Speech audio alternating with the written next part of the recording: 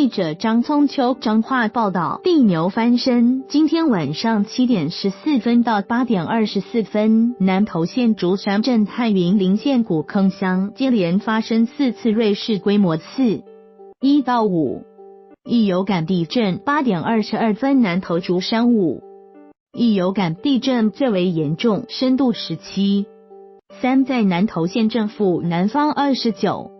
1公里处，彰化县截至今晚9点为止未传出灾情。不过台铁火车班次严重误点，彰化火车站月台候车旅客人数大增，货车南下北上班次都有误点，一开始平均误点20多分钟，接近晚上9点30分误点超过40分钟，班次大乱。火车一进站，不少旅客搞不太清楚何列班次进站，担心坐错车。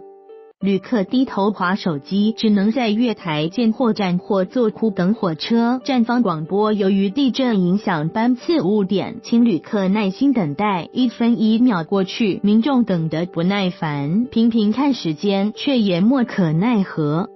不少民众说，还好每次地震发生的时间都很短，摇个几秒钟就过去。地震造成火车严重误点，行程延误实在很讨厌。田尾乡陈姓民众说，8点22分那次摇得最大，听到的鸣声好恐怖。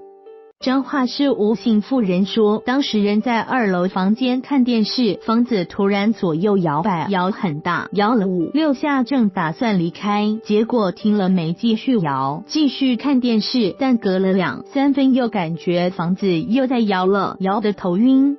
彰化县消防局119勤务指挥中心表示，4次有感地震，彰化县未传出灾情。